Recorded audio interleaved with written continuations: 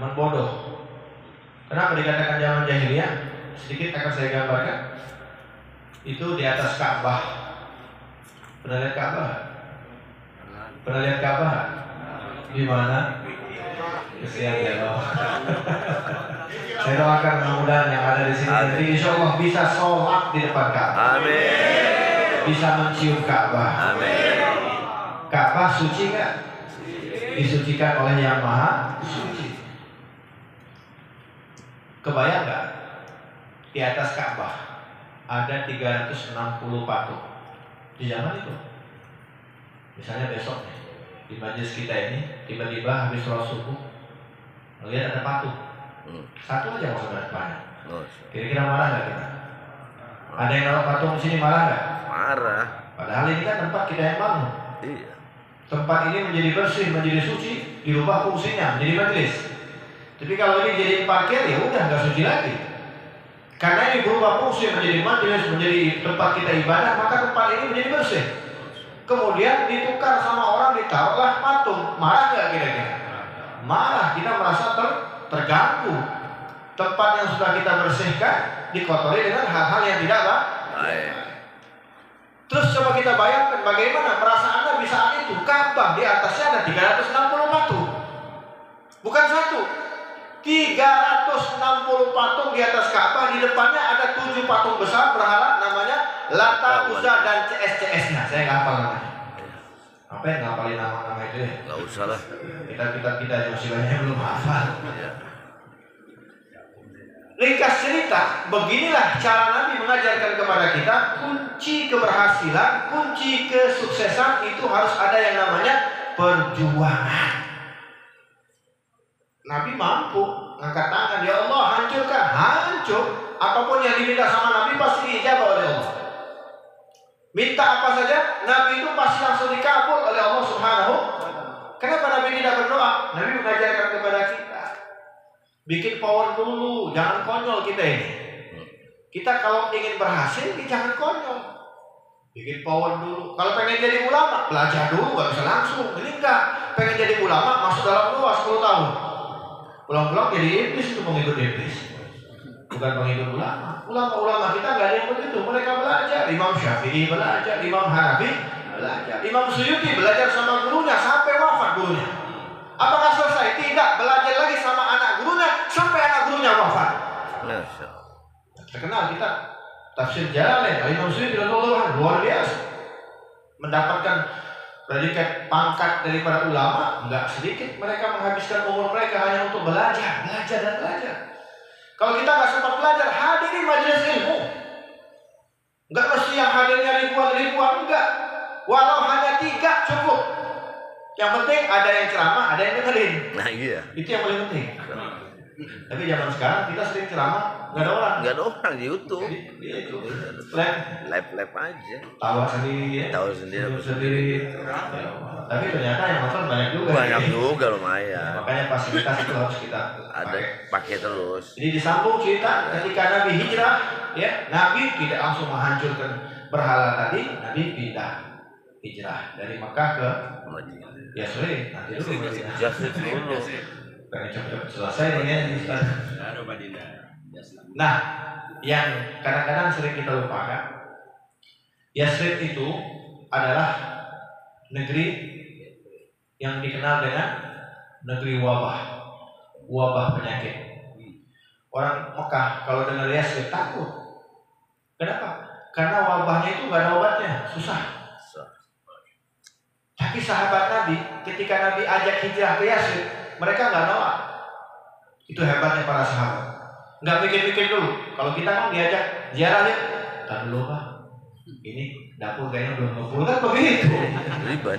Ribet urusannya. Sahabat Nabi ketika diajak hijrah dari Mekah ke Yasrib, mereka itu nggak pakai nawar-nawar. Yang punya rumahnya dijual, yang punya hartanya ditinggal. Kampung halaman mereka tinggal hanya apa? Hanya untuk bisa menyenangkan hati yang mulia Nabi Muhammad SAW. Ternyata benar. Sampai di Yasrib banyak yang sakit, termasuk Sayyidina Abu Bakar. Sayyidina Umar ngantuk ngomongnya kayak orang gila. Dan berita ini sampai kepada Rasulullah SAW. Maka saat itu Nabi berdoa, minta sama Allah agar wabah yang ada di Yasrib dipindahkan oleh Allah Subhanahu wa Ta'ala, sehingga diijabah sama Allah Subhanahu wa Ta'ala, berganti nama menjadi Madinah Al-Munawwarah. Makanya nanti kalau ada kesempatan bisa ke Madinah, mudah-mudahan semuanya bisa, insyaallah. Jangan pakai masker di sana. Ya. Karena debunya saja itu dawa. Debunya saja obat. Dan banyak yang sudah membuktikan sakit apapun ngambil debu dari kota Madinah itu adalah dawa, obat dari segala macam. Sebab itu adalah diantara doanya Nabi Muhammad sallallahu alaihi wasallam. Ma'asyiral hadirin wal hadirat rahimakumullah. Maka dari itu pelajaran yang kita ambil bahwasanya Nabi tidak sebentar meninggalkan kota Makkah.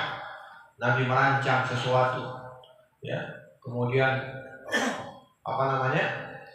belajar terus bersama para sahabat bagaimana caranya menaklukkan kota Mekah. Belasan tahun ditinggal kota Mekah. Ketika powernya sudah besar, sudah hebat, sudah bagus, umat Islam tentara-tentaranya sudah berani, maka datanglah berbondong-bondong Nabi bersama para sahabat menaklukkan kota Mekah, terkenal dengan yang namanya Fathu Makkah. Mekah dikuasai oleh Nabi Muhammad sallallahu alaihi wasallam. Enggak sebentar, belasan tahun. Dan yang jadi wali bisa asal mau. Ini mau nggak jadi wali? Enggak. Sanggup nggak jadi wali? Wali nggak cinta dunia, ini masih cinta duit. Wali gebleter itu namanya. Walhasil yang pertama kali didatangi sama Nabi bukan yang lain-lain, Ka'bah dulu. Itu dengan tangan yang mulia Nabi sendiri yang menghancurkan patung-patung yang berada di atas Ka'bah. Dari pelajaran ini artinya Nabi mengajarkan kepada kita, ayo berjuanglah dari sekarang. Tadi sudah disampaikan oleh guru kita Ustaz Faris, Masya Allah, ya. Kita nggak usah mikirin yang lain dah, mikirin diri kita aja dah. Gimana caranya bisa selamat, betul nggak? Ini ngurusin orang terus kerja, nggak habis-habis kalau ngurusin orang. Makanya penting kita hadir ke majlis-majlis seperti ini. Agar apa? Agar doa kita dijawab oleh Allah. Kadang-kadang kita nggak tahu nih, dalam satu perkumpulan ada orang yang di hadapan Allah baik. Tapi zaman sekarang kan kita belajar gimana caranya di hadapan manusia baik. Saya yakin semuanya kita ini menampilkan kebaikan semua. Yang ditonjolkan kebaikan, seakan-akan murah senyum, padahal pelit semua dalam hati. Seakan-akan paling baik, padahal paling jahat kalau di rumah. Seakan-akan paling setia, setelah di luar banyak menjadi penjahat-penjahat dadakan. Inilah kita. Sekarang kita lagi pakai topeng kebaikan.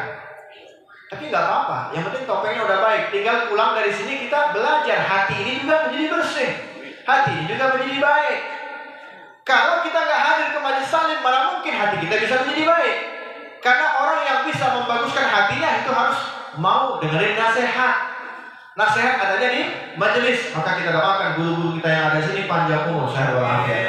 Karena kita masih perlu nasihat-nasihat dari beliau agar hati kita menjadi bersih, menjadi orang-orang yang baik di hadapan Allah Subhanahu wa Ta'ala. Kalau di hadapan manusia, ya Allah, gampang bisa ditipu. Saya kasih gambaran contoh yang terjadi dari seorang ulama besar yang bernama Al-Imam Abdullah Al-Mubarak. Mungkin kita pernah dengar, beliau seorang yang dermawan, hebat. Beliau juga ulama besar, terkenal di zamannya. Kalau kita baca-baca kitab salaf itu biasanya ada hikayat tentang Imam Abdullah Al-Mubarak radhiyallahu anhu. Beliau saking dermawannya, orang-orang kampung dia itu suruh nabung. Mau berangkat haji nggak? Mau nabung. Nabung semua orang kampung. Dalam waktu yang dijanjikan cukup berangkat sama beliau. Beliau yang jadi pimpinannya masuk ke kota Baghdad, ya, diajaklah makan, nginep di hotel, dibayarin. Orang kampung tahunya duit mereka itu, karena mereka nabung. Sampai ke kota Madinah, disiapkan hotel.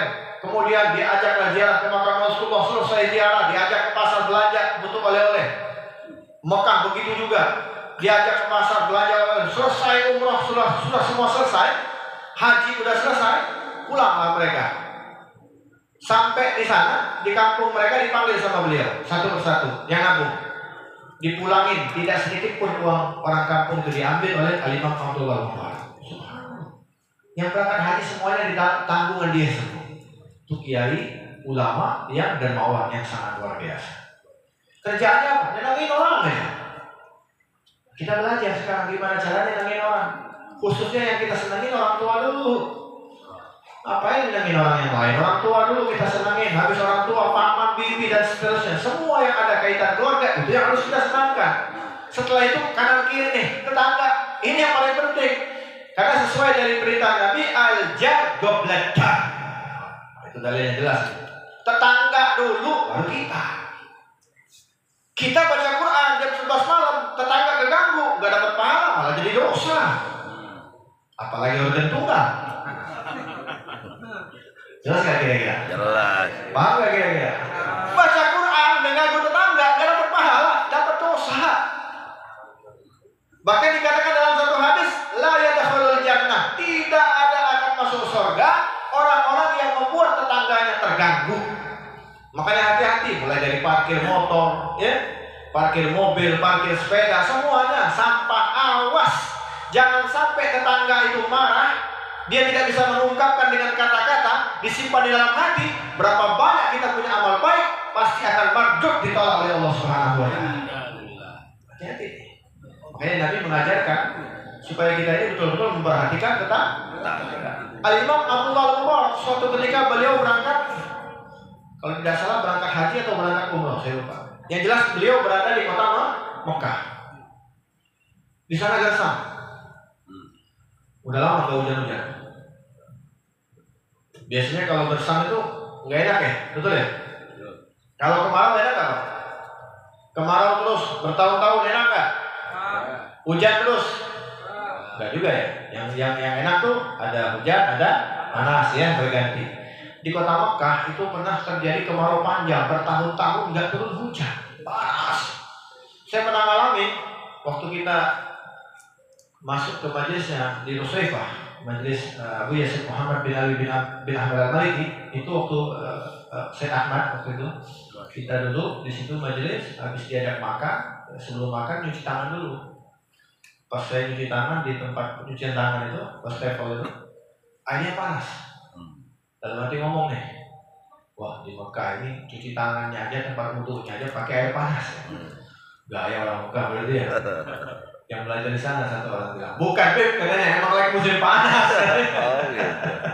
Emang kalau musim panas itu kita ngambil wudhu itu panas banget, kayak air setengah matang begitu. Jadi ngambilnya kayak takut-takutan gitu. Itu begitu di Mekah kalau udah musim panas. Masya Allah, panasnya minta ampun, sampai kita pecah-pecah, tuh bibir pecah, kaki pecah-pecah, sampai panasnya. Dan di kota Mekah terjadi musim kemarau yang sangat panjang, dan saat itu ada seorang ulama besar. Namanya siapa? Al-Imam Abdullah Al-Mubarak.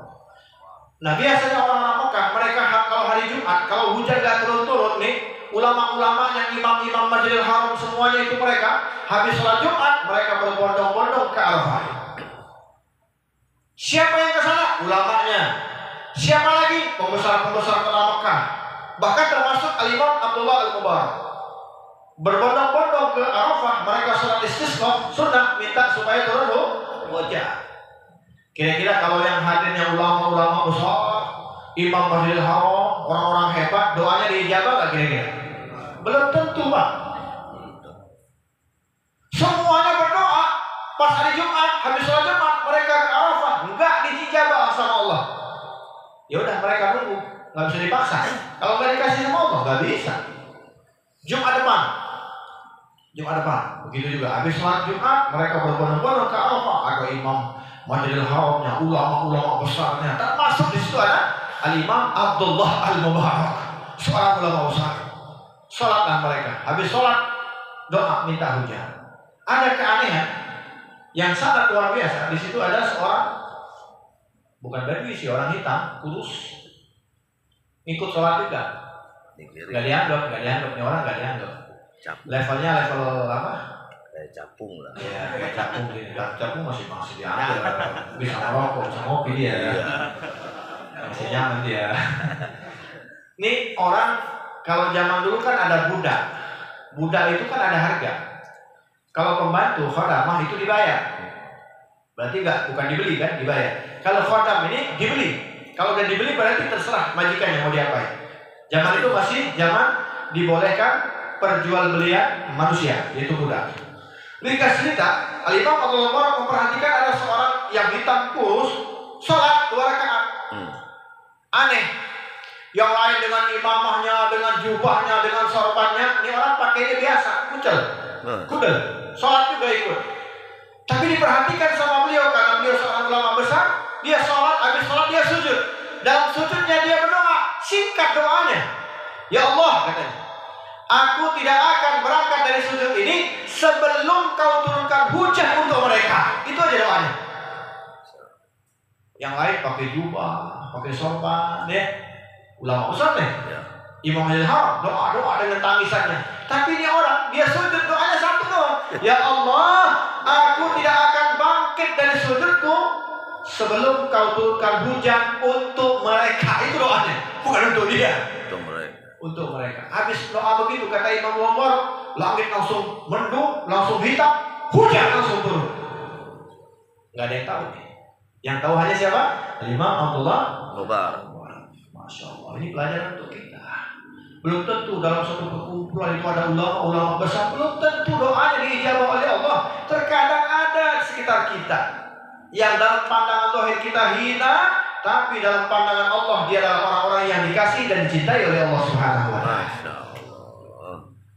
Walhasil diikuti oleh Imam Abdullah Mubarak, diikuti. Gimana nih orang tinggalnya? Katanya masuk dalam satu tempat, dia pulang, besok dia siapkan uang untuk membeli. Ternyata dia adalah seorang budak. Besok didatangi. Apakah engkau jual budak? Oh iya, ini ada. Keluarkan semua 30-an. Ini harganya sekian. Diperhatikan sama beliau? Nggak ada. Nggak ada yang kemarin nih, yang kemarin nggak ada nih. Kemana nih? Ada lagi nggak? Ada sih kata yang punya. Tapi orangnya pemalu, kaslan, males. Kalau ketemu orang tuh gugup-gugup begitu. Coba kata Imam Umar, coba keluarin. Barangkali yang itu yang aku mau. Begitu dikeluarin benar, ya Allah, ini orang kemarin. Dalam pandangan jualan perbudakan saja dia nggak laku. Budak nih. Akhirnya kalau kamu mau yang ini, tadinya aku mau jual 20 dirham, tapi karena kau mau, aku kasih diskon 10. Enggak, dibayar 10 aja. 10 aja. Kata Imam Umar, oh tidak. Aku akan bayar 27 dirham. Dipegang sama dia, dibawa mau diskonnya udah dibawa pulang. Kata budak tadi, wahai Tuhan, untuk apa Tuhan pilih saya? Saya ini orangnya malas, takutnya nanti saya nggak bisa menjadi hamba yang baik. Oh enggak, justru aku kesini ingin menjadi hamba, engkau tuannya. Kata Imam Abdullah. Loh kok bisa begitu? Maka diceritakan begini, maka menangislah budak tadi. Benar kau lihat kemarin? Maka bolehkah aku minta izin untuk dimerdekakan? Aku merdeka, kata Imam Abdullah Al-Mubarak. Maka dia bersyukur, ya Allah, hari ini aku merdeka dalam majikan kecilku. Bagaimana nanti merdeka dalam perintah Allah Subhanahu wa Ta'ala, majikanku yang lebih besar. Minta izin, dia ambil wudu, sholat, nangis, dan dia berdoa, ya Allah, kita sudah merahasiakan ini selama 30 tahun.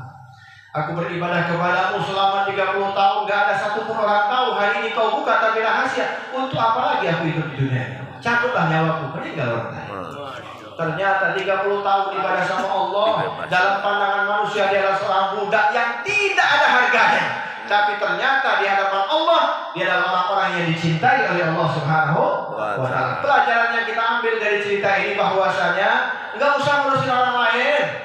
Mau dia minta sedekah, mau dia hina, urusan saja diri kita sendiri. Bagaimana caranya kita baik di hadapan Allah Subhanahu wa Ta'ala. Kalau baik di hadapan manusia gampang, manusia bisa ditipu. Iya. Manusia bisa diakal-akalin.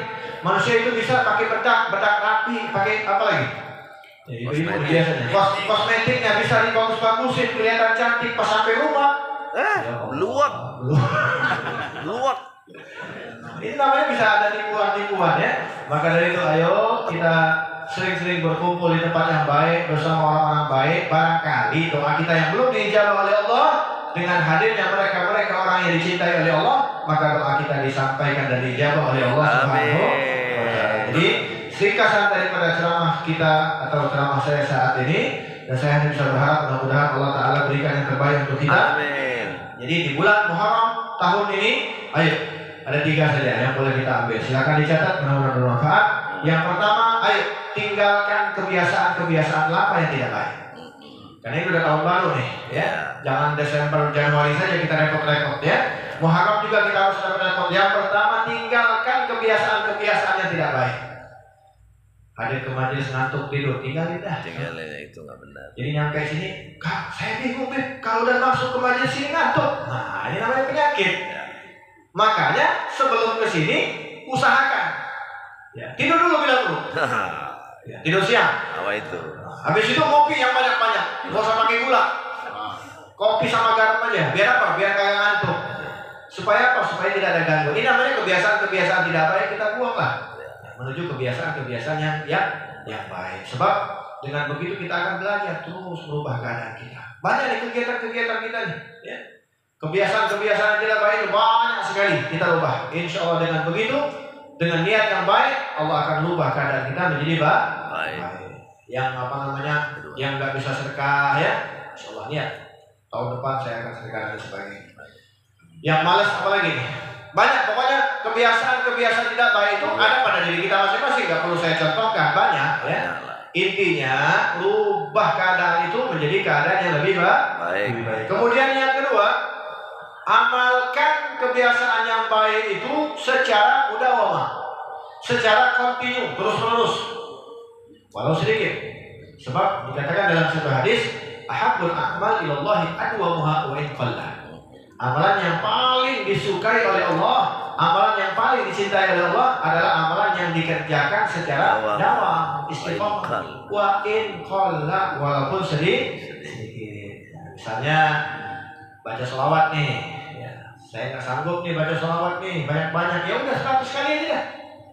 Nah, ibu-ibu nih, saya kasih tips ya. Baca sholawat 100 kali tidak mengganggu aktivitas. Kapan waktu bacanya? Dalam sholat 5 waktu. Waktunya kapan? Ketika make mukena, ya, pas make itu kan durasinya kan lama tuh kalau perempuan. Sambil make sholawat dah, dapat tuh 10 kali.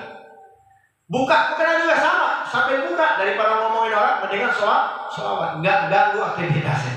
Dapat 20 kali dalam satu sholat. Sehari ada 5 waktu, berarti cukup 100 kali baca sholawat dalam sholat 5 waktu. Begitu juga bapak-bapak mau ke musola atau mau ke masjid, selama perjalanan lebih baik sholawat, isi dengan sholawat aja. Pulangnya isi. Kalau nggak sanggup habis salam baca zikir, itu aja dah.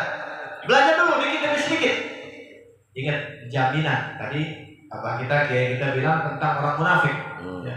Mudah-mudahan semuanya kita dihindarkan dari sifat munafik. Ini ada jaminan dari Nabi. Wa man shalla alaihi mi'atan, siapa yang bersolawat kepada Nabi 100 kali akan ditulis di antara kedua kelopak matanya, dihindarkan dari sifat munafik. Kata Allahu lahu baina ainihi bara'atan minal nifaq. Nabi yang bilang Nabi, bukan saya. Siapa yang baca selawat kepadaku 100 kali, Allah akan tulis di antara kedua kelopak matanya, dihindarkan dari sifat munafik. Allah yang jamin. Kalau kepengen jauh atau terhindar dari sifat-sifat munafik, maka bacalah selawat 100 kali. Insya Allah kita jauh dari sifat munafik. Amin. Kemudian bukan hanya itu, wa asruhu yaumal qiyamah asyhada. Dijamin sama Nabi Muhammad SAW nanti di hari kiamat dibangkitkan satu barisan dengan orang-orang yang mati syahid fisabilillah. Kita nggak tahu nanti di hari kiamat satu barisan dengan siapa, nggak ada yang tahu. Cinta sama artis, dibareng sama artis kan. Pas bangkit, oh artis tuh, ketemu kanan kiri kita. Cinta sama pemain bola, begitu juga. Cinta sama ulama, begitu juga. Bagi yang baca 100 kali sholawat kepada Nabi, dijamin sama Nabi di hari kiamat dibangkitkan satu barisan dengan orang-orang yang mati syahid, yang ninggalin sholat, ya, yang nggak pernah sholat atau yang sholatnya mardud ditolak oleh Allah. Hati-hati nih. Kita hanya bisa berharap mudah-mudahan sholat kita diterima oleh Allah Subhanahu Wa Taala. Orang yang ninggalin sholat nanti di hari kiamat dibangkitkan dengan siapa? Fir'aun, Qarun, Haman, Ubay bin Khalaf. Orang-orang yang celaka di dunia dan celaka di akhirat. Jadi kalau kita melihat keluarga kita yang nggak sholat, tegur dia. Kasih tahu dia. Sebab nanti di hari kiamat satu barisan dengan Firaun, manusia yang paling celaka di dunia dan akhirat. Ubay bin Khalaf begitu juga. Siapa Ubay bin Khalaf? Ubay bin Khalaf adalah orang yang mati dibunuh dengan tangan yang mulia Nabi Muhammad SAW. Sedikit saya gambarkan Ubay bin Khalaf ini. Dia ini kerjanya ngasah pedang setiap hari, ngasah pedang, melatih kuda, ya. Kemudian dia berlatih. Lewat Nabi, dipanggil, ya Muhammad, kau tahu pedang ini? Pedang ini akan aku pakai untuk memenggal kepala. Setiap lewat Nabi begitu, diancam begitu. Kita kalau ke majelis ada yang ancam begitu nggak kira-kira? Nabi diancam seperti itu. Pedang ini akan membunuhmu, katanya. Suatu saat aku akan bunuh dengan pedang ini. Itulah Ubay bin Khalaf.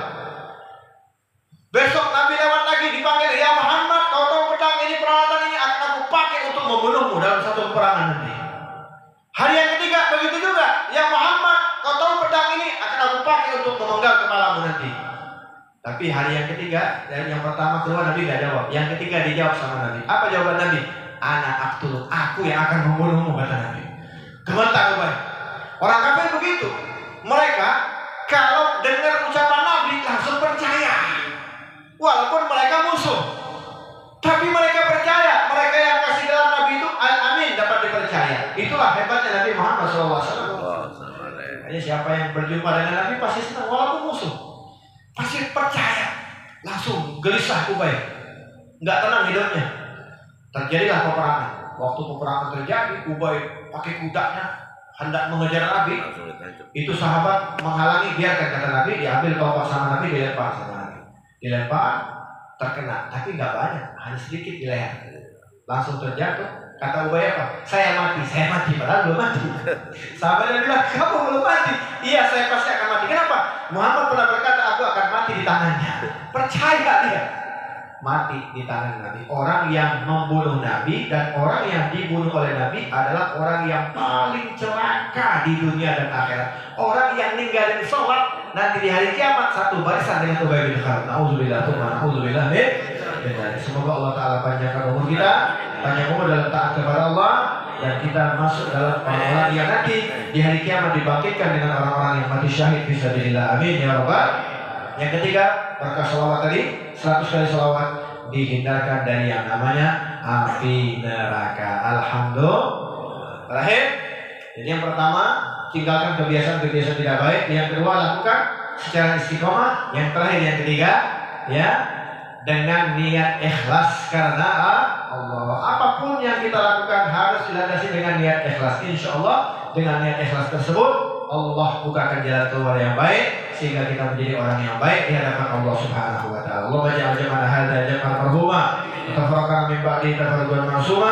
Rabbana atina fid dunya hasanah fil akhirati hasanah wa qina adzabannar qina adzabannar adkhilna al-jannata ma'al abrar ya aziz ya ghafar ya rabbal alamin. Sallallahu alaihi wasallam Muhammad wa ala alihi wasallam walhamdulillahi rabbil alamin. Wassalamualaikum warahmatullahi wabarakatuh. Asyukuru syukran ala kalami hadza hadin begitu indahnya apa yang dikatakan beliau, bahwasanya adalah yuk kita rubah karena yaumu khairun min amsihi bahwa rabih. Tahun ini kita harus baik dari tahun kemarin. Amin ya rabbal. Maka sawat, siapa yang hari ini sama ya hasil rugi. Oman kana yang syarrun min amsi. Apalagi tahun ini lebih jelek, ya ngapain itu? Berarti orang pang goreng, pang jorok, pang bau. Nah, di mana itu? Di jalanan tuan tisu ditampan semua, ya. Itu yang kita khawatirkan. Semoga apa yang kita dapatkan mendapat barokah dari Allah Subhanahu wa taala. Allah